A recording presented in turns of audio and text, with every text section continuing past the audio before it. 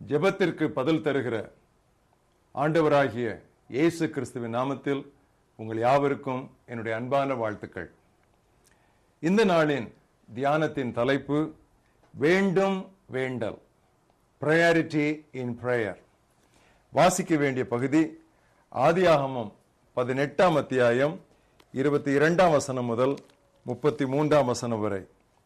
அப்பொழுது அந்த மனிதர் அவ்விடம் விட்டு சோதோமை நோக்கி போனார்கள். ஆபிரகாமோ பின்னும் கர்த்தருக்கு முன்பாக நின்று கொண்டிருந்தான். அப்பொழுது ஆபிரகாம் சமீபமாய் சேர்ந்து, துன்மார்க்கனோடே நீதிமானையும் அழைப்பீரோ? பட்டணத்துக்குள்ளே ஒருவேளை 50 நீதிமான்கள் இருப்பார்கள். அதற்குள் இருக்கும் அந்த 50 நீதிமான்களின் நிமித்தம் ரட்சியாமல் அந்த இடத்தை அழிப்பீரோ? துன்மார்க்கனோடே நீதிமானையும் சங்கரிப்பது உமக்கு தூரமாயிருப்பதாக. நீதிமானையும் துன்மார்க்கனையும் சமமாய் நடப்பிப்பது உமக்கு தூரமாயிருப்பதாக. சர்வலோக நியாயாதிபதி நீதி செய்யாதிருப்பாரோ என்றான். அதற்கு கர்த்தர், நான் சோதோமில் 50 நீதிமான்களை கண்டால் அவர்கள் நிமித்தம் அந்த ஸ்தலம் முழுவதையும் ரட்சிப்பேன் என்றார். அப்படியே ஆபிரகாம் மறுமொழியாக, இதோ தூளும் சாம்பலுமாய் இருக்கிற அடியேன் ஆண்டவரோடு பேச துணிந்தேன். ஒருவேளை 50 நீதிமான்களுக்கு 5 பேர் குறைந்திருப்பார்கள். அந்த 5 பேர் நிமித்தம் பட்டணம் முழுவதையும் அழிப்பீரோ என்றான். அதற்கு அவர், நான் 45 நீதிமான்களை அங்கே கண்டால் அதை அழிப்பதில்லை என்றார். அவன் பின்னும் ஆண்டவரோடு பேசி 40 என்றான். பின்னும் ஆண்டவரோடு பேசி 30 என்றான். பின்னும் ஆண்டவரோடு பேசி 20 என்றான். அப்பொழுது அவன் ஆண்டவருக்கு கோபம் வராதிருப்பதாக, நான் இன்னும் இந்த ஒரு விசை மாத்திரம் பேசுகிறேன், 10 நீதிமான்கள் அங்கே காணப்பட்டாலோ என்றான். அதற்கு அவர், 10 நீதிமான்களை நிமித்தம் அதை அழிப்பதில்லை என்றார். கர்த்தர் ஆபிரகாமோடு பேசி முடிந்த பின்பு போய்விட்டார்.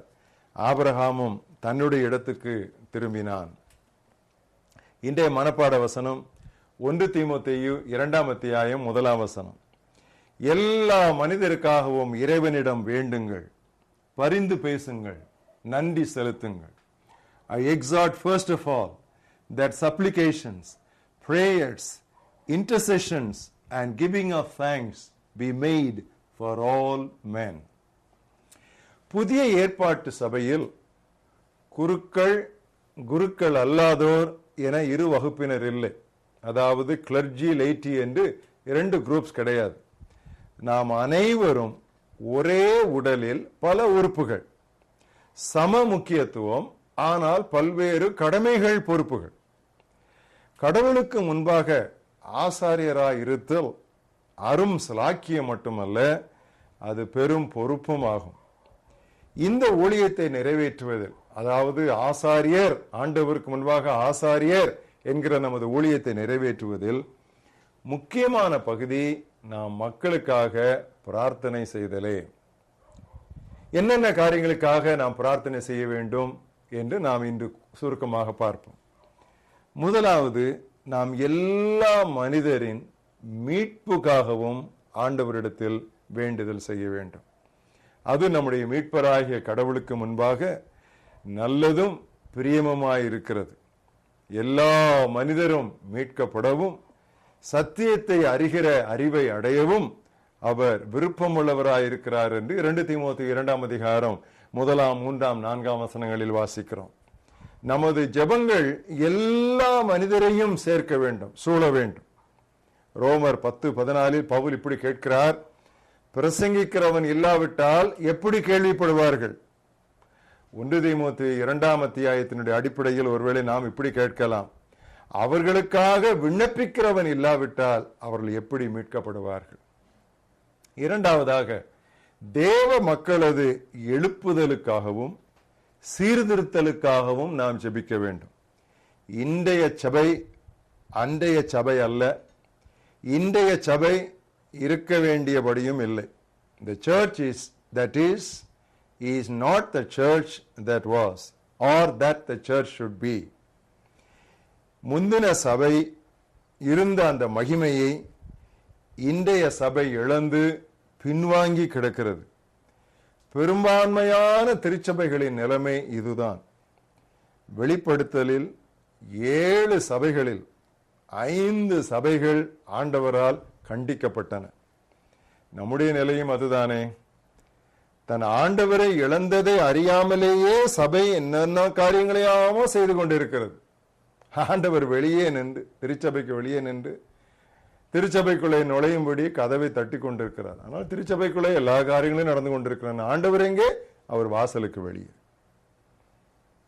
நீர் எங்களை திரும்ப உயிர்ப்பிக்க மாட்டீரோ என்ற தாவீதனுடைய இதய கதறல் நமது ஜெபமாகட்டும்.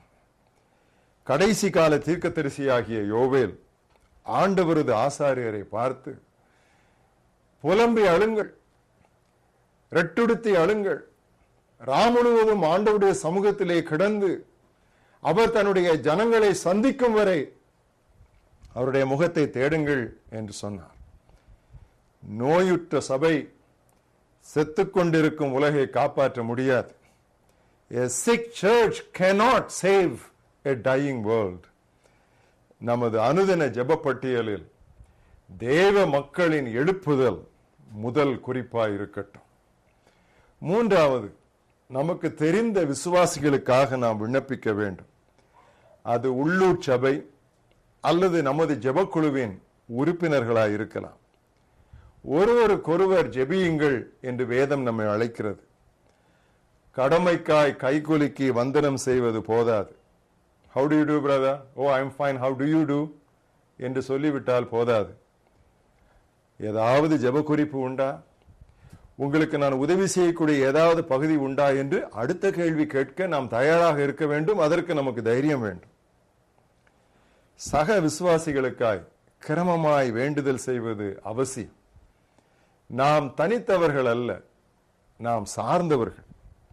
எனக்கு என் ஜெபம் போதும் என்று நாம் இருக்கக்கூடாது. ஒருவரின் ஜெபம் மற்றவருக்கு தேவை.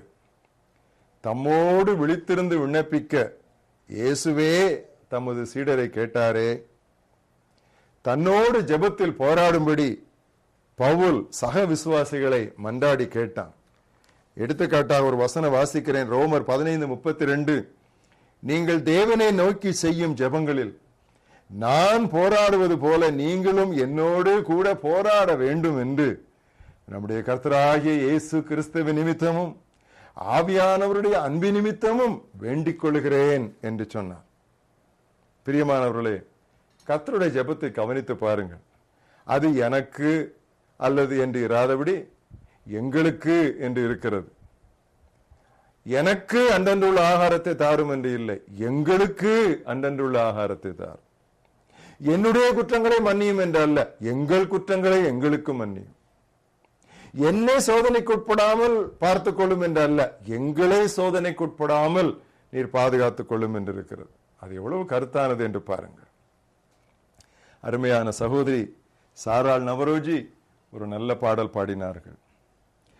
உற்றார் பெற்றாரும் குடும்பங்களும் மற்றும் பலர் மாழ்வதை கண்டு சகித்திடாதென்றும் ஜெபித்திடும் கண்ணீர் ஜெபம் கேளுமே. இரங்குமே என் இயேசுவே, இரக்கத்தில் ஐஸ்வர்யமே. கூவி கதறியே ராவும் பகலுமாய் கெஞ்சும் ஜெபம் கேளுமே. எல்லா மனிதருக்காகவும் இறைவனிடம் வேண்டுங்கள், பரிந்து பேசுங்கள், நன்றி செலுத்துங்கள். எங்கள் மகாபெரிய தேவனே, ஜெபத்தை கேட்கிறவரே, மாம்சமான யாவர் உம்மிடத்தில் வருவார்கள் என்று நாங்கள் வாசிக்கிறோம். இந்த நாளிலே எங்களுடைய ஜெப வாழ்க்கையில் உள்ள தன்னலத்தை அகற்ற எங்களுக்கு உதவி செய்யும். எல்லா மனிதருடைய ரட்சிப்பிற்காக நாங்கள் ஜெபிப்பது எங்கள் தலையாய கடமையாய் இருக்கட்டும். அகில உலக திருச்சபையில் உண்டாக வேண்டிய எழுப்புதல் எங்களுடைய இதய பாரமாய் இருக்கட்டும். எங்களுக்கு தெரிந்த உடன் விசுவாசிகளின் தேவைகளையும் பிரச்சனைகளையும் ஒவ்வொன்றாய் சொல்லி அவர்களை ஜெபத்தில் தாங்குவது எங்களுடைய பொறுப்பாய் இருக்கட்டும். இப்படி ஆண்டவரே, எனக்கு எனக்கு என்று இல்லாதபடி எங்களுக்கு நமக்கு என்று எங்களுடைய ஜெப வாழ்க்கை நீர் விரிவாக்கி தர வேண்டும் என்று நாங்கள் ஜெபிக்கிறோம். இதுவே உமக்கு முன்பாக பிரியமாய் இருக்கிறது. உமக்கு பிரியமான ஜெப வாழ்க்கை, ஜெப பாணியை நாங்களும் பின்பற்ற நீர் எங்களுக்கு உதவி தாரும். எங்கள் ஒவ்வொருவரையும் ஜெபாவியினால் நிரப்பியறணும். அகில உலகமும் நற்செய்தி மகமாக வேண்டும். அகில உலக திருச்சபையிலே அருள்மாறி பொழிய வேண்டும். எங்களுக்கு தெரிந்த அத்தனை விசுவாசிகளையும் நாங்கள் ஜெபத்தில் தாங்கி இப்படி ஒருவர் பாரத்தை ஒருவர் சுமந்து நாங்கள் இயேசு கிறிஸ்துவின் பிரமாணத்தை நிறைவேற்ற வேண்டும். அப்படிப்பட்ட ஜெப வாழ்க்கைக்குள்ளே நீர் எங்களை நடத்தி அருளும். இயேசு கிறிஸ்துவின் நாமத்தில் ஜெபிக்கிறோம் எங்கள் ஜீவனுள்ள பிதாவே, ஆமேன்.